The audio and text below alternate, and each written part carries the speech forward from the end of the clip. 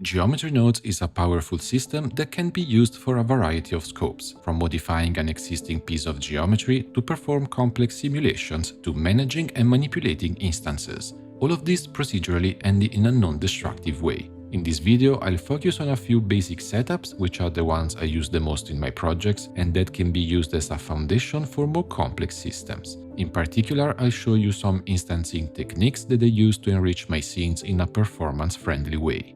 In fact, instances are just copies of an object obtained without duplicating the original actual data, as such being handled by render engines in a much more efficient way. Now, when creating a new Geonode system, I would just ask myself what I want to be turned into an instance and where I want it to be placed. For the what, we can use single or multiple objects as well as collections of any kind and derivatives, where we instance something which has already been produced through a Geonode system. Coming to the where, we can either use built-in tools, such as the mesh line or grid nodes, or leverage on some specific features of a mesh, like its vertices, edges, or faces, or just use these as a base to randomly scatter points, either on its surface or volume. Before moving on to the first setup, let's take a quick look at the blend file that you can download for free from the link in the description in case you want to follow along. The file contains two main collections. The arch collection contains a bunch of meshes such as the arch profile, the impost, the entablature, wall, a standard base, and windows. These will be used as a base for the scattering systems. Within the assets collection, instead, you can find the elements that we will use to decorate the base meshes, extracted mainly from my molding pack, which you can find also in the description, including a full Corinthian capital that is already built using a Geonode system, precisely the one I assembled when doing my reconstruction of the Pantheon. Setup number 1: scattering using built-in tools. For this one, I'll isolate just the entablature, and here my aim is to scatter instances on a line from point A to point B, hence given the orientation of the mesh along the global y-axis. The object I'll use in the scattering process is going to be one of these two little ornaments I have in the assets collection. Let's say I want to use this one here. Since I'm not starting from an existing piece of geometry to generate points for my system, as I'll use nodes directly for that, it means that I need a sort of a container where to put the entire node tree. And this can be anything, it doesn't really matter. In this case, I'll just use a simple plane. I'll rename it accordingly and I'll create a new Geonode system. My suggestion is to properly rename all of your meshes, collections, and systems to keep the blend file as organized as possible. As the plane is just a container, I can delete the original connection. In fact, I'm not going to use any of its properties to build this system. To start, I'll add a mesh line node, connect it to the output and place an instance on points node in between. I'll then drag the ornament into the node tree, deselect it from its original collection and connect its output to the instance socket of the instance on points node. Now, the meshline node comes with a couple of options. The default one, offset, functions like a standard array modifier, where you can specify the precise offset between two consecutive instances and then build up the count. The second option, endpoints, which is the one I prefer, lets you define a starting and an ending point for your scatter, where increasing the count will automatically fill the gap in between the two. This is the very basic foundation for this type of systems. With this in place, I'll position directly the container at point A of my target mesh. I'll then adjust the endpoint to match where point B is and increase the count until I'm satisfied with the end result. Let's now bring this a bit further. Suppose I want to reuse this system to target perhaps a different section of the base mesh, again with a point A and a point B in mind, but using a different base mesh as the instance. I'll duplicate the plane I'm using as a container and I'll roughly put it into position. For the second iteration, I want to use this ovalo mesh right here. Notice that if I change the scattered object directly in the node tree, this change will apply for both of the iterations currently in the scene. And this is because the same Geonode system is applied simultaneously to two different meshes, being my two containers, as you can see from this little number displayed near the name of the setup. What I could do is to click this button to create an independent version of the node tree that would allow me to change any of the factors within the system applied to this one iteration without affecting what is in place for other iterations. But duplicating systems just to change a few parameters is not really efficient. So I'll undo that and I'll introduce instead the concept of reusability. which essentially can be achieved by creating parameters that can be used from outside of the node tree itself. This can be done by dragging from the empty socket of the group input node into any of the factors I wish to control from outside of the system. Here I'm creating tweakable parameters for the base object to be instanced and the number of its iterations. To control the start and end points along the y-axis, I'll use combine XYZ nodes connected to the relevant sockets of the meshline nodes, and I'll in turn create input parameters for the y factor to be controlled directly from the modifier stack. Of course, you may need to have parameters also for the x and or z axis in case you are scattering in a different direction, but for this specific setup, the y-axis is enough. I can now freely change the base mesh I want to be instanced just on this particular iteration of the setup. I'll place it into position and we can see that we will need to perform a few adjustments to make the scattered objects fit into the target mesh. For this, let's introduce another concept, which is instances manipulation. Right after creating the instances and before reaching the group output node, we can apply changes to the scattered instances without affecting the original mesh. I'll start by adding a rotate instances node in the tree and I'll connect a combine XYZ node with all values set to 0 to its rotation socket. I'll then create a new parameter to manage the rotation of each instance on the y-axis. I'll set it to 0.6 and adjust again the position of the container with respect to the target mesh. Apart from the rotation, we can also manipulate the scale of each instance. For that, I'll add a scale instances node and I'll use again a combine XYZ node, this time with all values set to 1 connected to its scale socket. As the input parameter, I'll use the same value for all of the axes, since any adjustment to the scale of the instances will be applied uniformly on all directions. With that done, I'll set its value to 0.7. To make this work visually, we can leverage on the powerful, non-destructive dynamic link which is naturally in place between the original mesh and the scattered instances.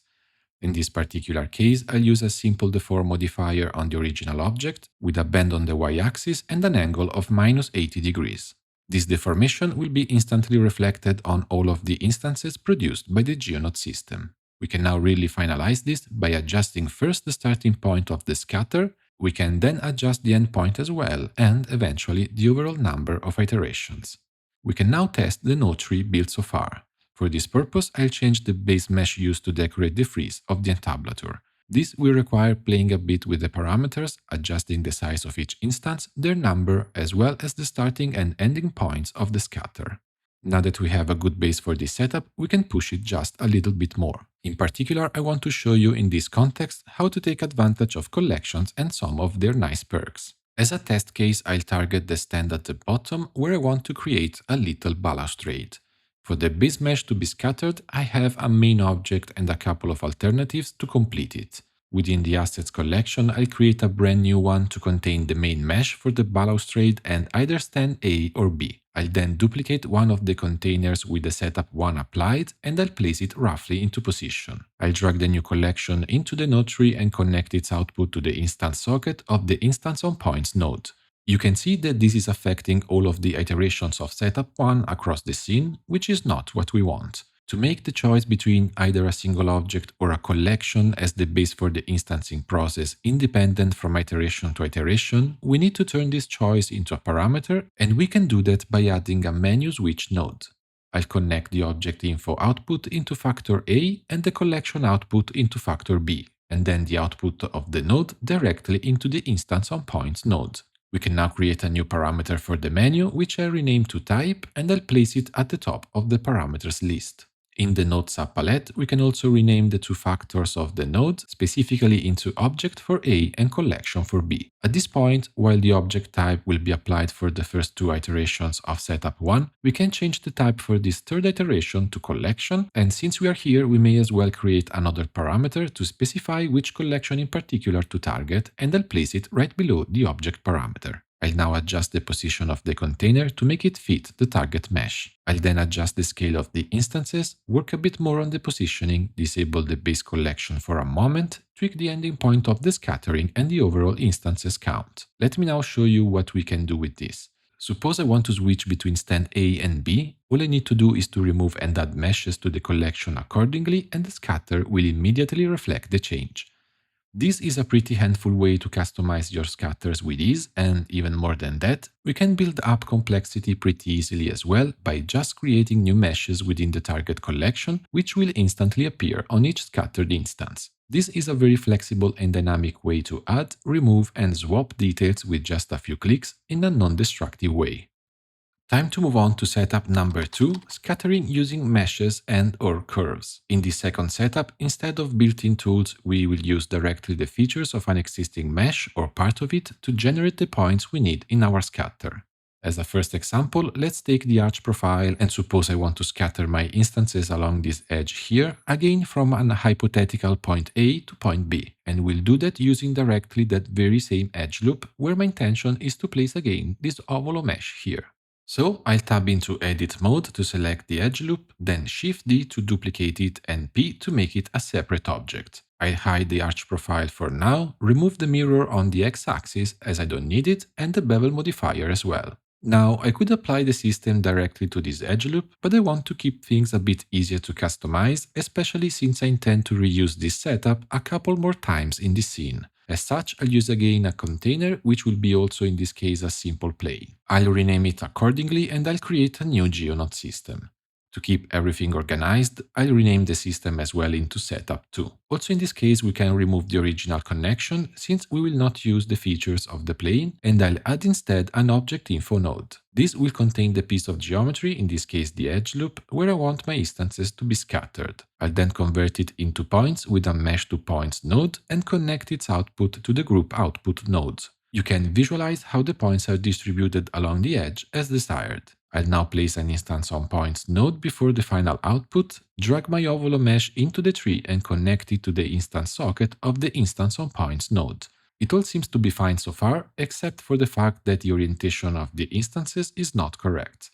In particular, if we consider the edge loop as a curve, I want the instances to be rotated according to the tangent to the curve right at the respective location, and I want this, of course, for each scattered instance. To achieve this, we need to introduce another concept, which is that of attributes. An attribute is a piece of data related to a specific element that can be stored and reused throughout the node tree. In our case, the tangent is the attribute and the curve is the element. Except we don't have a curve actually, but a standard mesh, our edge loop so to speak. But we can fix this very easily. We can turn the edge loop into a curve with the mesh to curve node and replace the mesh to points node, now invalid, with a more appropriate curve to points node. Now, before the curve is turned into points, we can store its tangent data as an attribute to be used later. To do that, we can use a store named attribute node and change its type to vector, since the tangent is represented as such. We can now add a curve tangent node and connect the output to the value socket of the attribute node and simply give it a recognizable name. To complete this part of the setup, we need to alter the rotation of each instance based on the tangent to the curve. We can do that connecting the align rotation to vector node to the rotation socket of the instance on points node. To reuse the stored tangent attribute, we need a named attribute node where we can search for a desired attribute and connect it to the vector socket of the align rotation node, choosing the right axis. We can see that the system is shaping up, but the instances are facing the wrong direction. To amend this, we can multiply the output coming from the vector by -1, and that's it. We can now increase the count and bring back the target mesh, which in this case is the arch profile. Also in this setup, we need to manipulate our instances, and we can do that with a rotate instances node and a scale instances node.